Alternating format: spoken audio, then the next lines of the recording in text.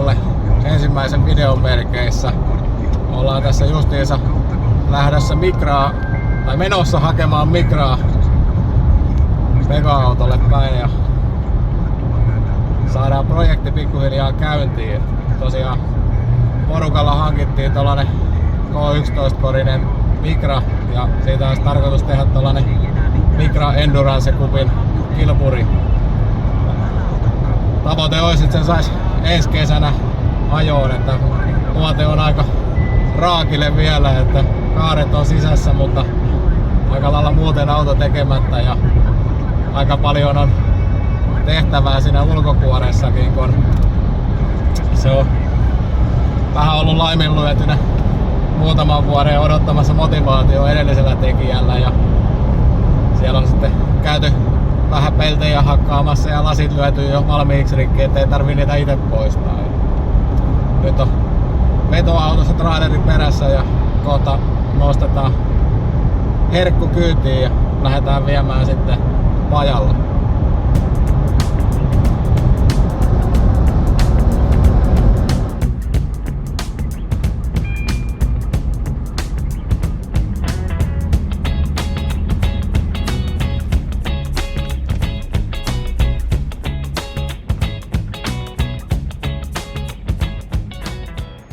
No niin, siinä se hieno aihe on, että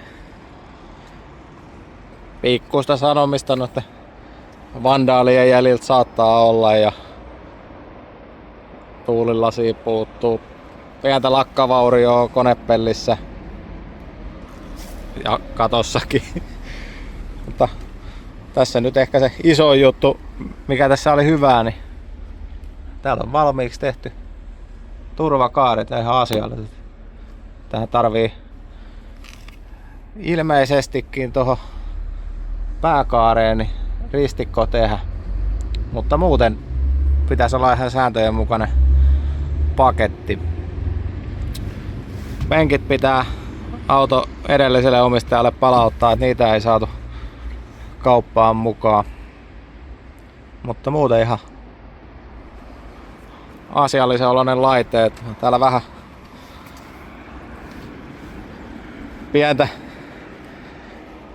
pientä ruostevaurioa, että vähän joutuu sinne näyttää laikkaa ja hitsivehkeitä. Mutta muutenhan tää nyt ihan kohtalainen aihe on. Lokasuoja tarvitaan toiselle puolelle. Ja ikkunat tosiaan oli rikottu kaikki. Takaa sivulasit tässä on jo pleksiä laitettu. Etusivulasit tulee pleksiä anyways. Niin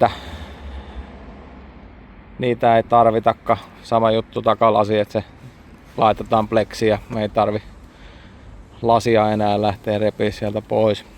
Sitten toinen hyvä juttu, mikä tässä aiheessa oli se, että täällä tulee noin, oliko noin nyt N14 Sunny-jarrut, mitkä sallitaan vaihtaa alkuperäisten tilalle, niin ne on jo olemassa tässä.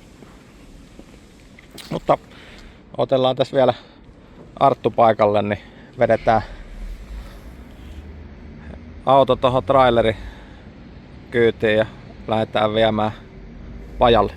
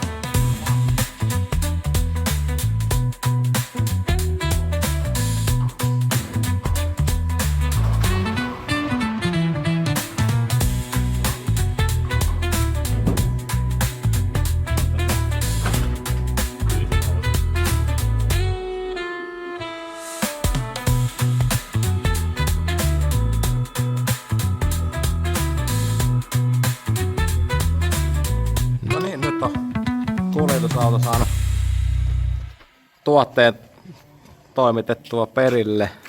Saatiin nosturille auto ja katseltiin vähän pohjaa, että tää on niinku kuitenkin niinku kohtalaisen ok, että sanotaan, että pikkasen joutuu peltitöitä tekemään, mutta tää nyt välttämättä ihan mahdoton. Täältä niinku sinänsä takapäässä niin tää Panhard Tango kiinnityspisteet on ihan ok, kontin pohjakin jonkanlainen. Takapyörän takaa täältä puuttuu toi nurkka-about kokonaan. Täältä se puuttuu vielä enemmän. Sitten tuolla niinku taka-akselin päällä isku- tai jousien kiinnityspisteet on ihan ok. Tuo taka-akselin palkkikin on ihan suht ok näköinen. Mutta täällä helmojen alapäät on aika lailla tarvii todennäköisesti tehdä uusiksi helmaa jonkun verrankin, mutta ainakaan tallat ei suoraan mennyt läpi, että on siellä jotain tervettä kuitenkin vähän tuon pintaruosteen allakin. Mutta muutenhan tää on ihan, tää etuosastakin on ihan pääosin siistin näköinen ja täältä kun tukivarret vakaa ja muut, niin vähän hiekkapuhallellaan ja laitetaan niihin maalia ja sitten tietysti kovat uretaanipuslat vaihdetaan, niin kyllähän tästä ihan asiallinen peli varmasti saadaan tehtyä. Että seuraavaksi tässä varmaankin keksitään päivää, että päästään porukalla aloittaa vähän, että jos tästä purkaisi noin toisenkin puolen lokari irti ja puskurit irti ja lasketaan Arttu aluttama hitsipillin kanssa hommia ja ovi ja lokasuojat molemmat, niin meinattiin, että hankitaan purkuosana, saadaan ne kuntoon sille. Tää muuten ihan tehtävissä oleva tuote ja turvakaariikin katseltiin, että ne on ihan kohtalaisen ok. Niin sinne tarvii vaan ne pääkaaren diagonaalit laittaa lisäksi. Jees, tästä lähdetään tekemään kilpa-autoa. Eiköhän tällä ensi kesänä radalle päästä.